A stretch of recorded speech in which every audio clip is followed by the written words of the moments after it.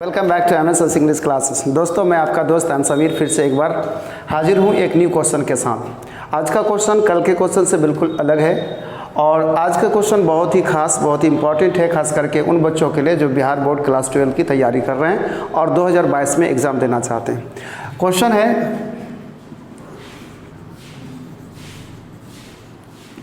Choose the correct sentence. Sentence option number A में है always, she tells a lie. Option number B में है she tells a lie always. Option number C में है she always tell a lie. Option number D में है she always tells a लाई। यह question है आपके सामने। इसी लेवल के लगभग 3 से 4 क्वेश्चन हर साल पूछा जाता है और इस बार भी पूछा जाएगा। यहाँ पे करना क्या है, क्वेश्चन कह रहा है कि चूज द करेक्ट सेंटेंस। आपके सामने ए बी सी डी करके 4 क्वेश्चंस दिया गया है, जिनमें से कोई एक ऑप्शन सही है, बाकी 3 गलत है। अब ये आपको पता करना है कि कौन सा सेंटेंस सही है। अगर मैं आपसे पूछूं कि क्या ऑप्शन ये सही है, तो आपका जवाब होगा शायद हाँ, पर यह सेंटेंस हमारा कंप्लीटली गलत है। अगर मैं आपसे पूछूं कि क्या आपको बी यानी ऑप्शन बी सही लगता है, तो शायद आपका ऑप्शन होगा हाँ, पर यह भी गलत है। और यदि आपसे हम पूछे कि क्या ऑप्शन नंबर सी क्या ये सही है, तो शायद आपका जवाब होगा हाँ, पर यह भी गलत है सही कौन? डी। अब सवाल यह है कि ये सही कैसे है और ये 3 अगर गलत है तो क्यों है।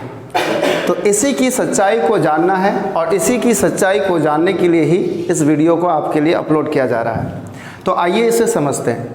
दोस्तों, यहाँ पे जो एक वर्ड लिखी गई है ऑलवेज, ये दरअसल क्या है? तो ऑलवेज एक एडवर्ब है और एडवर्ब में कैसा एडवर्ब है? Adverb of frequency. Adverb of frequency. अब सवाल यह है कि एडवर्ब ऑफ फ्रीक्वेंसी क्या है? तो आप क्लास 10th में अगर आप मैथमेटिक्स पढ़े होंगे तो आपको पता होगा, वहाँ पे फ्रीक्वेंसी बोल के एक चैप्टर आता है। फ्रीक्वेंसी का हिंदी होता है बारंबारता। बारंबारता का मतलब ये होता है कि वो डिजिट, वो नंबर जो बार बार आए, जैसे कि 2, 3, 4, 2। तो यहाँ पे जो हमारा बारंबारता है वो कौन है? 2 है, क्योंकि ये 2 बार आया है और ये एक बार आया है। तो इसी चीज़ को दिखाने के लिए फ्रीक्वेंसी आता है। फ्रीक्वेंसी का मतलब वो काम रिपीट होता है बार बार।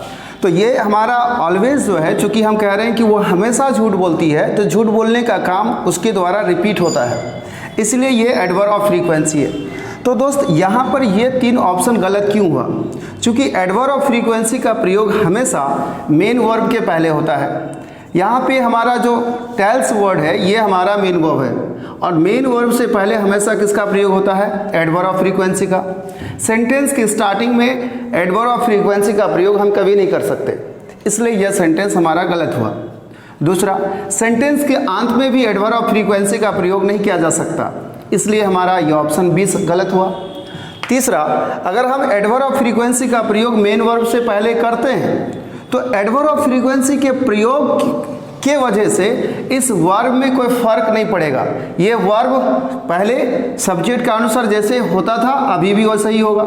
सब्जेक्ट का नंबर क्या है? तो सिंगुलर। हमारा सी सिंगुलर है और जब सी सिंगुलर है तो इसके साथ वर्ब कैसा चाहिए? सिंगुलर।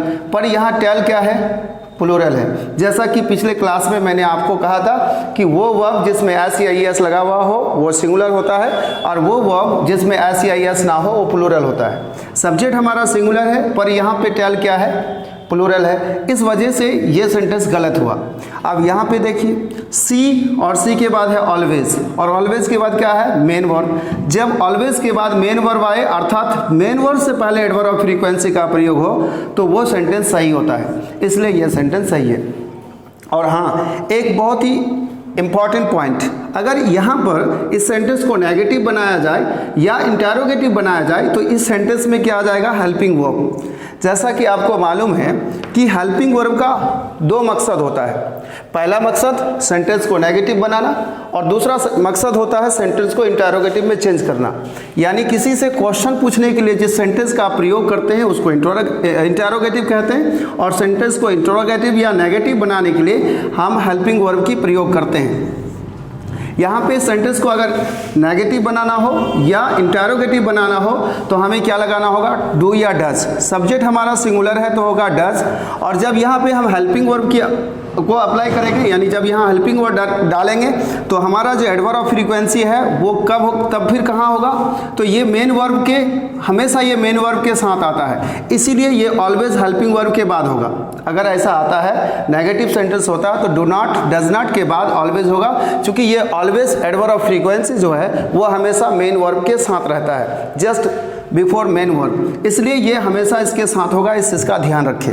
अब सवाल होता है कि इससे रिलेटेड यानी कि एडवर्ब ऑफ फ्रीक्वेंसी कुछ शब्द लिखाइए सर, ताकि समझ में आए कि ऑलवेज की जगह अगर दूसरा एडवर्ब ऑफ फ्रीक्वेंसी पूछता है तो हम कैसे समझे सेंटेंस सही है या गलत है। तो आइए हम कुछ शब्दों में चर्चा करेंगे कि वो शब्द कौन है जो एडवर्ब ऑफ फ्रीक्वेंसी को दिखाता है। एडवर्ब ऑफ फ्रीक्वेंसी को दिखाने वाले शब्द हम अभी आपको देने वाले हैं, एक छोटा सा चार्ट, एक लिस्ट, जिसके मदद से आप जान सकते हैं।